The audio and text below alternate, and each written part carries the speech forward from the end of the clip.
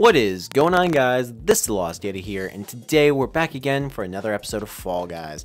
Today we're going to be trying out the new playlist. It just went up, called Fruit Basket. For everyone else, this has probably been up for a day or so, and when this episode goes live. Anyways, we're going to be checking it out, and without further ado, let's hop right into our first match. Alright, looks like everyone's trying out the new costume. New costume, I did see it out. It kind of looks like a little bit like Mega Man. I'm not too familiar on what its relevancy is. Maybe if you guys know, share it in the comments down below. Speaking of, I actually want to throw this out here because by the time this goes live, it will have already happened. Yeah, so huge shout out to Need for Speed Player for giving me the idea of doing an episode on Need for Speed Payback, and where the segue of this is going, you know, the little rolly bits. Was that if you guys actually want to see any specific content, specifically like mobile games, I love any weird mobile games, or anything on console that I might have, consider leaving it in the comments section below. I can't promise you I'll play everything, but you know, if I happen to have it, or if I happen to have access to it, I'll gladly play it for you.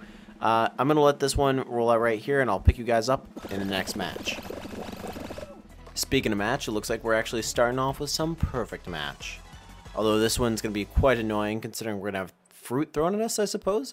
Unless they're just counting the fruit that's on the card. I'm not going to ask questions. And also, speaking of games, I don't know if you guys heard this, but apparently recently, Target had posted Yoshi's Crafted World, or Yoshi on the Switch. They had posted it up for sale. Okay, I'm standing on a watermelon, and we got grapes over there. And they had posted...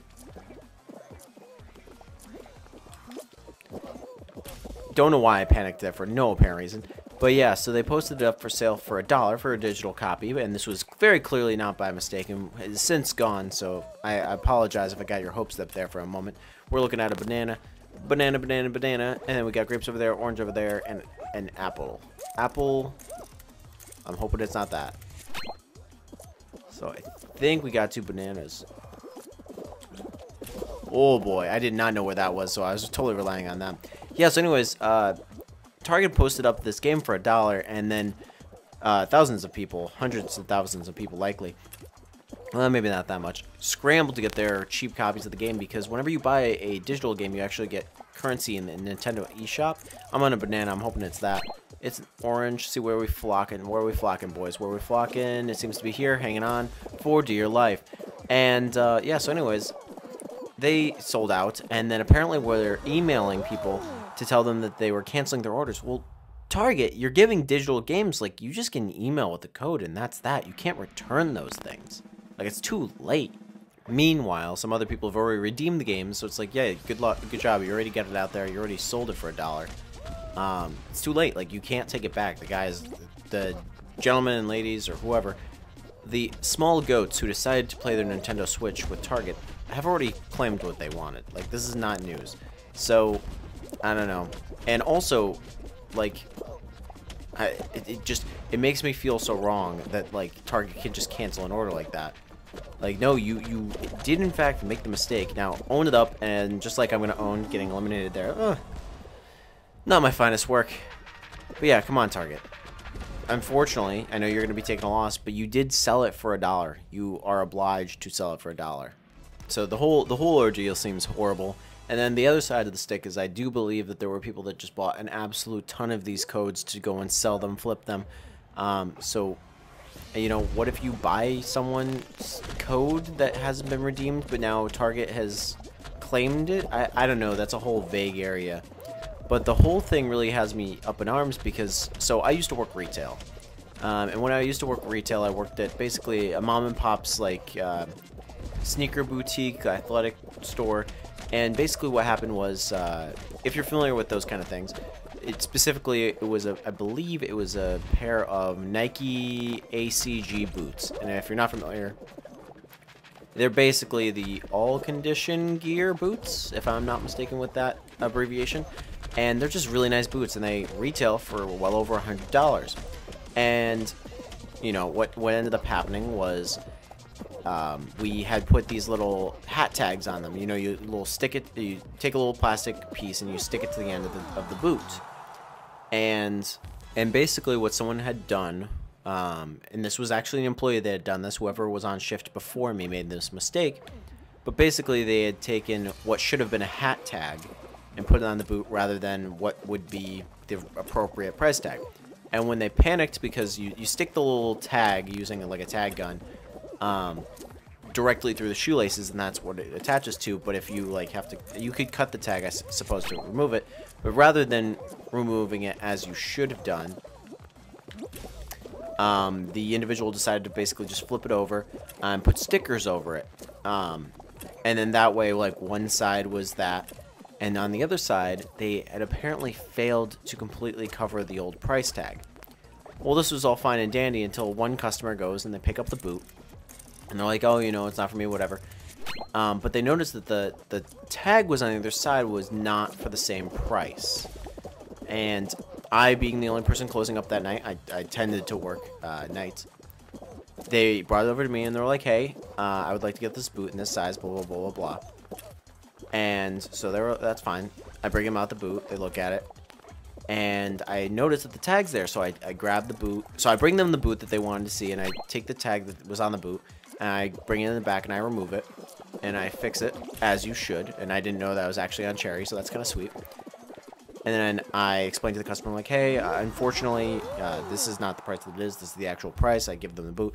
And the customer naturally starts to go ballistic. And as they're freaking out on me, listen, I'm making minimum wage. I'm not being paid to be flipped out on. So you're not talking to the right person here. But basically, they were just saying, hey, you have to, you know, I want it for that price. I want it for that price. I'm like, unfortunately, that, you know, if a sale ends, a sale ends. But I did feel bad because, honestly, it was someone's honest mistake. Naturally, they said that they were going to report me to my manager, and I let my manager come and take care of that, as you would, because I didn't tag it like that, and I told it to him straight. I was like, listen, you know, the tag, and I knew what a hat tag looked like, because those were like on a rack directly next to the shoes, and I was like, hey, I don't know who did this, but it was something there that the customer is telling the truth. But I explained to her that, you know, that was the case, that it was simply a mix-up and that the thing was not actually on price. And the manager came out and talked with her for a little bit. And, you know, I do respect him because although, like, on occasion for old product, he'd be like, hey, I'll knock off like $1 or $2. Or I think the most I've ever really seen him knock off was like $5 on old product. But this was a brand new product, and he straight up honored it. He's like, listen, you know, we make mistakes too. Everybody makes a mistake. And he's like, you can only have one pair, but I will honor one pair at that price. So they got like a brand new over $100 boots for like $30, I think it was, for the hat, which is an expensive hat, but not anywhere near that expensive pair of boots.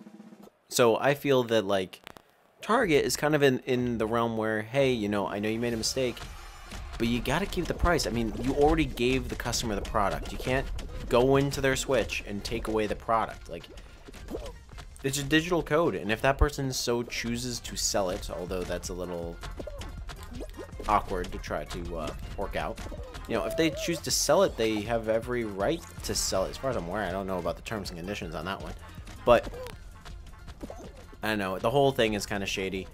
I obviously respect my manager for honoring that sale that one time, but now we're talking about tons and tons of people. Like, I don't know what that would do to Target as a company as a whole.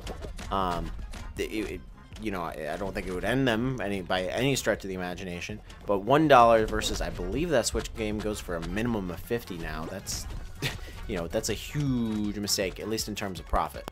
On not only their end, but Nintendo's end. Nintendo holds some of their games down, like, on full-out lockdown, as if they're like a maximum security prison. And, like, no one can touch that. And we're going to be in a lot of trouble right here if we don't score pretty soon. Just saying, guys. Got to put your mind... Ooh, that banana. I need your bounce. You to get a lucky bounce on this one, banana. So, anyways, guys, leave down in the comments what you guys think. If you think that Target's in the wrong here and they should be paying out for this purchase, or is Target doing the right thing? Like, do they not have to honor the price because it was a genuine mistake? I mean, it is an insane mistake to be selling a game for $1 that's supposed to be at least $50. I don't know what Yoshi goes for. So, we'll see. Neither here nor there. But speaking of outlandish prices as the time runs out here, apparently the Atari VCS actually made it to market. And if you're not familiar with the Atari VCS is, it's basically like a overpriced... Oh no. Oh no. Oh, we're still in the money here. Whew. That's okay. So it's basically like a plug and play to your TV computer. It's like a computer console combo. Anyways, I heard it was going for like $300 now, not including controller, for essentially a mini PC, a mini gaming PC.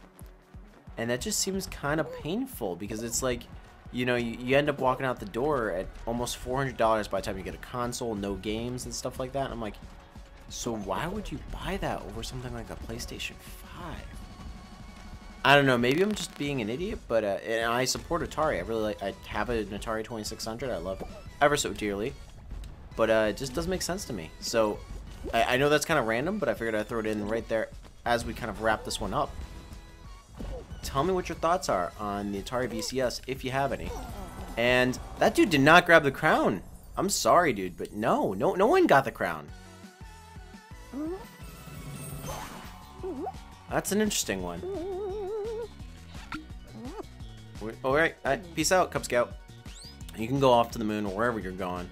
But yeah, anyways, guys, I think that's, on that note, we're going to be ending this one out. It's just a weird one. But I figured I'd share that little Target story with you and my personal story. And, as always, guys, I guess we're getting a crown either way. Hey, I'll take it. This has been your host, TheLostYeti, and I hope to catch you guys in the next episode of Fall Guys.